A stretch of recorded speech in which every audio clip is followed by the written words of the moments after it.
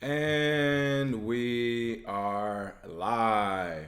Good morning, crypto warriors, and welcome back to the Gentlemen of Crypto episode 499. Today is Friday, November 1st, and of course, we're here in LA. We know it's still Halloween. It doesn't end until this Sunday. There's plenty of festivities going on, and since I didn't dress up yesterday, I had to throw on my little fro I grew out last night for you all today. But today, of course, we'll be having a lot of great stories. I'm your host, King. Of course, we bridge community and crypto every day here at Gentlemen of Crypto, usually around 10ish Monday through Friday. Today's top stories, we'll be talking about this Bitcoin flash crash where the price slid 2% after Deribit and Coinbase flash crash. New York court orders Veritasium to pay back $8 million from their alleged illegal ICO. BitMex exchange exposes user base and email mishap. Hackers take over BitMex Twitter, but customer funds reportedly safe. And last but not least, two pro-crypto U.S. congressmen note Bitcoin's white paper's 11th birthday. Tony Noli, what's up? Will, what's up? Tessa Hall, Alex Daly, P-Man Van, Tonio, Dylan Darchinville, everybody. There we go. Yeah, I was trying to lock it up yesterday and give me some cornrows. It wasn't doing what I wanted to do with it, but it was all good. All right, let me pull up this price chart here. Again, slow day in crypto, which is a good thing. There was a little bit of action last night for certain exchanges. Of course, we'll get more into that. Let me pull up this price chart. But as the prices stand, if you didn't know last night, everything would look as normal as it is today. Prices are about the same. Bitcoin at $9,143, down 1.27%. Ethereum at $180, down 1.66%. Litecoin at $57, down 1.64%. XRP at 28 cents, down 1.8%, and Bitcoin Cash at $273, down 2.93%. So again, it doesn't look like there was much of a change, but if you're actually on some of the exchanges, I guess Coinbase Trading Pro or Deribit last night, you might have saw some action. Again, one of the top stories, Bitcoin price slides 2% after Deribit Coinbase flash crash. It was hilarious. I started seeing articles early this morning talking about how Bitcoin at $7,000, the price point and everything, and then literally, 4 to 5 hours later, is right back to normal. This is a normal thing in this volatile market. But it looks like, and this has been updated. Deribit said they will reimburse over $1.3 million in losses from the Bitcoin BTC index calculation data issue witnessed at 2100 UTC on October 31st, 2019. Initially said they would not reimburse those losses. So a lot of people were pissed and threatening to leave the exchange. Again, if you have all your money on the exchange, this is the problem. We talk about it all the time. They have your private keys, not your keys, not your crypto. But not only that, when you're keeping your money on these exchanges, you better make sure you have your stop orders in place. Your sell orders and your buy orders, stop losses, all those markers in place if the exchange allow it, because all this action goes down like from 12 a.m. to 3 to 4 a.m. people. We've always said it. It always happens is when you're sleeping, and that's because this is a global trading cycle. So some of the stuff that might happen when we're sleeping in other countries, they're wide awake, right? It might be 4 a.m. for us, but it might be 1 p.m. somewhere else around the world where they're trading. So it does happen often, and it happens around the same time, early in the morning. So looks like another flash crash has occurred for Bitcoin, this time appearing on the Coinbase Pro and Deribit exchanges at 1955 UTC on October 31st. Bitcoin's spot price dipped from $9,260 to $9,055 in quick succession on Coinbase exchange for professional traders. An hour later, Deribit, a futures and options exchange for Bitcoin, saw futures prices drop from $9,150 to $7,720 before bouncing back above $9,000 within minutes. This move caught traders unaware as multiple orders were executed in the process, as they should have been. Again, sometimes people make money on flash crashes. When Ethereum flash crashed, I can't remember, it was something crazy a couple years ago. I think it dropped down to like $1 or something. I mean, if you had your buy orders, then you bought it. It's that simple. Crypto trader, it looks like, they had one Twitter trader that went online that was telling people to move their money because Deribit told customers that they would not roll that back or reimburse anything. Of course, that's been updated already. But this scared a lot of people. You can see here, liquidation shot through the roof on BitMex once this happened. This is the type of stuff that freaks people out in the market. However, it shouldn't, because this is a part of the market. This isn't the first time we've seen a flash crash from a crypto, and I guarantee you it won't be the last time. I mean, even when we get above the 20K price point again, people are going to freak out when it goes from 25K to 14K overnight, which it probably will happen because it won't be that big of a drop. I mean, it won't wipe out the market. So when those flash crashes happen, imagine what's going to happen there. Bitcoin's at 24,000 one day, and then in 5 minutes it drops down to 16,000. That's going to freak people out. So we've seen this already. It's nothing new. I'm glad to see that, as it says here, one user who goes by the name Radiohead was saying Coinbase crashed as far as I can see, and it deleted my stop loss. Now that's the problem, if it deletes the stop loss. And it deleted my stop loss as it happened. Nothing sold for me despite the price being lower than where my stop loss was. Now that's different. If these exchanges are deleting stop losses or they're not executing, then that's a totally different issue which needs to be dealt with immediately. And if it isn't dealt with, you definitely need to remove your money. But again, these flash crashes often happen. And again, a lot of people didn't realize this happened by the time you woke up this morning. It wasn't seen in the price. So that shows maturation in the market. Oh, pardon me, folks. They say everybody's saying it's zoomed in. I'm not sure why it's showing so zoomed in. Let me see if I can fix this up. Boom. Boom. Nope. Yeah, so very interesting though. Very interesting. See, I can't fix this right now, so I'm just gonna go to the main cam. You can look at this afro. New York court orders Veritasium to pay back $8 million from illegal ICO. We talked about this already. The CEO of Delaware registered blockchain firm Veritasium LLC and New York registered Veritasium, Reggie Middleton, was ordered to pay $8.4 million in disgorgement. According to new court order, additionally, Middleton is liable for a civil penalty of $1 million. Fintech publication Finance Fees reported on November 1st, citing a court order issued on October 31st. Now, if you've been following this story with us, you know it's a very interesting story because basically Reggie Middleton is being told he can't do things while, of course, the competition is basically still in his ideal up in New York, and they're getting away with the same stuff. Here, I'm trying to fix this article cam now. Not sure why it's giving me difficulties. Fridays, right? Fridays after Halloween. But let's see. There we go. There we go, folks. Getting this article cam together, and boom, we are back in business. I'm not sure why this camera went out. It does that sometimes, but we are back in business. There we go. According to the report, a judge at the New York Eastern District Court has approved a motion for a consent judgment in a securities fraud case against several defendants involving in Veritasium. Specifically, the defendants are jointly liable for the disgorgement of $7,891,600 as well as a prejudgment interest amount of $582,535 of a, quote, illegally earned profits. Now, Middleton has asked the court for more time to respond to the complaint.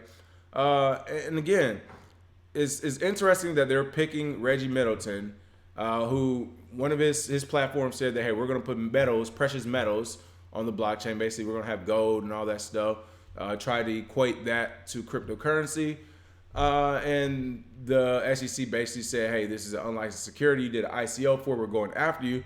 But the interesting thing about this was after a week or two after he was arrested, of course, I can't remember the name of the group, but someone launched precious metals backed cryptocurrency in New York right after they arrested him with the backing of New York State or the New York Department of Financial Services, which to us showed that they were literally just going after the competition, which of course is not fair. So it's crazy to see the pressures being put on Reggie Middleton. I'm glad he's asking for an extension because not only is the pressure being put, but I mean, this ICO happened, 2 years ago? And all of a sudden the SEC and courts are coming back and it's like, all right, well, not only are we saying it's illegal, but we want all the money back right now.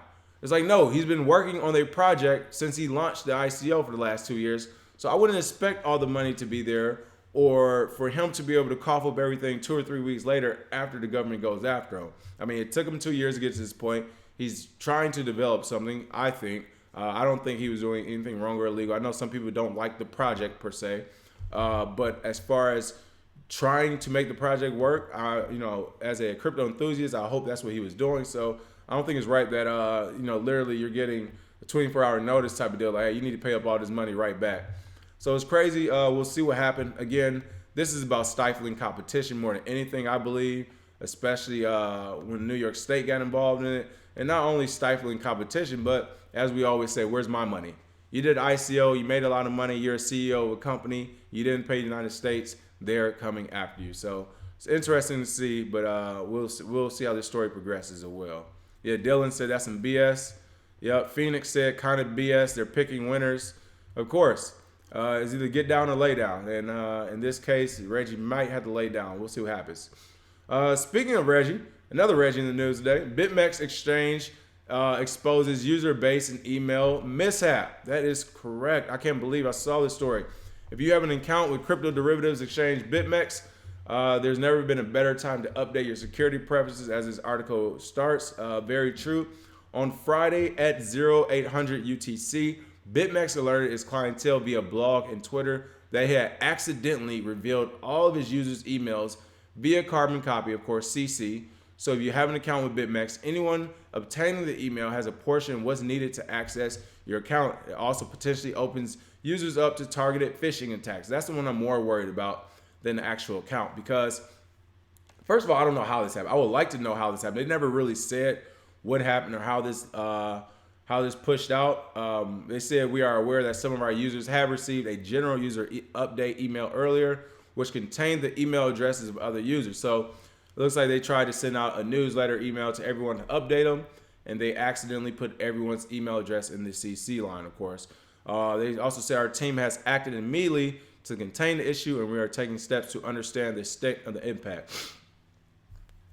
Now, again, the issue with this, people, right, it could be used for security things, but it'd still be pretty tough. I mean, you still would need, especially if a person has two-factor authentication. Now, a hacker does have all day. They will run through these emails to see if anyone doesn't have it, and if you don't, they're all the way in your account.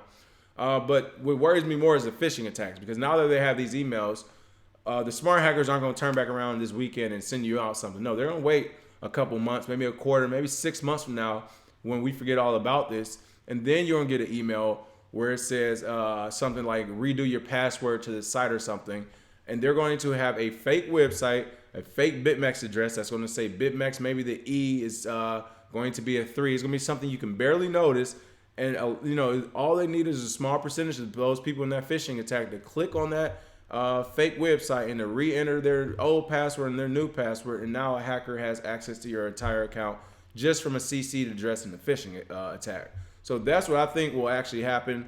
I don't think we'll see it now, but don't be surprised again anywhere 4 to 8 months, 6 months, sometimes next year, when we hear about a bunch of users on BitMex being hacked. I mean, it's going to be coming from this, people. They just let out a lot of email addresses, and this will be the point of attack, or the way it started. So it's unfortunate to see this, but I am glad that BitMex is ahead of it as far as letting people know this happened. It wasn't like they can really hide it anyway. But yeah, if you're on BitMex right now, go ahead and change that password to make sure you don't get caught up in any of these phishing attacks or anything like that as well. P-Man Van said, government is there to stop you from getting by overtaxing us. You want to talk about overtaxing people? I went to CVS yesterday in LA, and I realized I got hit with a 9.5% tax just to buy some items at CVS. I was like, I'm getting taxed 10% just to go buy a couple of toiletry items at CVS. It's crazy when you really look at it. Donald Muhammad said, they just can't leave people alone, black folks alone. Reggie has a good product and has dealt with sabotage the whole time just for having a good product. I'm not going to say it's because he's black. I mean, they're going after any ICO, period. So he just happens to be one of the ones. I mean, black, white, Asian, whatever. You could have been a white guy in New York doing this same precious metals, cryptocurrency thing. If you didn't have the blessing or kiss the ring, then I think you would have got the same treatment. So I think personally it's more about that. Is the fact that he just went outside the U.S. and didn't pay any regulator. What's going on, blockchain? Shuja, Malik Howard. Also, kind of going along with that story, hackers also took over BitMex Twitter. It's been a bad 24 hours for BitMex. Customer funds are reportedly safe, but hackers did take over BitMex's Twitter. They got 2 messages off before they were deleted, and the Twitter was retaken back over. But the first message read, take your Bitcoin and run. Last day for withdrawals, followed by another reading saying simply hack. Now, what's interesting to me is that this will happen on the same day as the emails, which to me also says this was an inside job. There's a disgruntled employee who's probably just got fired. I mean, You tell me a bunch of emails were CC'd on together, out on an update, and then within the same time frame, your Twitter was hacked and these two messages were sent out. Again, I'm thinking it's a disgruntled employee, but it's a lot of bad things going on with BitMex this Friday.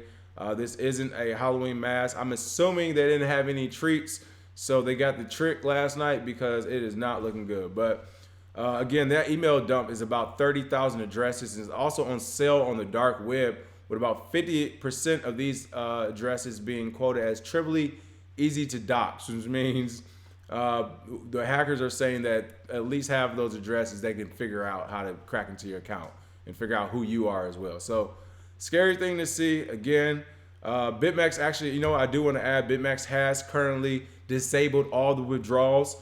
Shout out to BitMex for that. That's the way to get ahead of it. That is the way to get ahead of it. They probably know some people might want to withdraw today or might need their money, and I'm sure people are going to be pissed off at them because they can't withdraw their money, especially if they're freaking out right now. But I give them a props because if you have a big hack, the best thing to do is just to disable everything across the board until you get it. They said only for customers who have changed their passwords or security details since the leak are allowed back on it. So it's good to see that. And again, I'm sure by tomorrow, hopefully they'll be up and running. And last but not least, 2 pro-crypto U.S. congressmen note Bitcoin's white paper's 11th birthday. Yes, we talked about this yesterday, and I mean, great news story right here. Looks like U.S. Representatives Patrick McHenry, representative or Republican out of North Carolina, and Warren Davidson out of Ohio have encouraged Bitcoin power innovation on Bitcoin's white paper's 11th birthday. The two quotes they been coming from them. McHenry stated that the world that Satoshi Nakamoto envisioned and others are building is an unstoppable force. As policymakers, we should not attempt to deter this technology, but instead ask ourselves, what are we doing to meet the challenges and opportunities of this new world of innovation? And Representative Davidson also said 11 years ago, this anonymous white paper opened up infinite possibilities for technological innovation and privacy protections. It's time the U.S. harnesses this potential and establishes a framework for the American blockchain innovators. Listen, people, hand clap for both of them. These are some big base hits. This is what we're looking for. We're looking for Congress finally to start having that same division we saw on Wall Street, where everyone on Wall Street was saying no crypto, no blockchain. And then now it's, okay, how can we develop our own? Like, we have to accept this. Same thing with Congress. 2018, regulate. 2019, regulate. Now we're at the end of 2019. The policymakers are like, hold on. Let's I got my money in crypto too. Let's figure out what we're doing here, people. So it's good to see that we have representatives now in Congress who are trying to steer them in a different direction and say, hey, let's not try to slow this thing down. It's here to stay officially. Let's figure out how we can build on it, work on it, and help our citizens actually grow in it. So shout out to, it surprised me to see a North Carolina congressman doing this, to be honest, but shout out to North Carolina and Ohio Representatives Patrick McHenry and Warren Davidson for leading the way into the technological future. So cool to see that. Mr. Gibson Sr. said taxes are 10% here in Birmingham, Alabama anyway. Yeah, that's the 10% sale tax though. I mean, that's on top of the 30% regular taxes you're paying. So that's like 40% in taxes altogether for me, the way I look at it. I just look at how much money if I give you $100, at the end of that year, how much money of that $100 am I allowed to keep? And it's usually like $60, which is crazy. What's going on, Crypto Q? Last couple of comments. Phishing is coming. Also, hackers looking to cross-reference passwords from this breach, of course. Rico, what's going on? To be honest, with all the Death Stranding reviews being posted, I'm too distracted to be fish. Hilarious. You talking about like death crosses and all that stuff with the Bitcoin price points. I understand. Other than that, people, it's a short show today. As always, thanks for watching. We will not actually return until most likely Wednesday of next week. I'm going to Bitcoin Days is traveling, so we're going to try to figure out a date where we both can get on and do episode 500. So we'll update you on Twitter, but make sure you have those post notifications turned on. Again, we'll be taking a few days off until we can sync back up. And of course, make sure you smash that like and share and have a great weekend. And if you're in a city like LA, have the rest of a happy Halloween weekend as well. Cheers.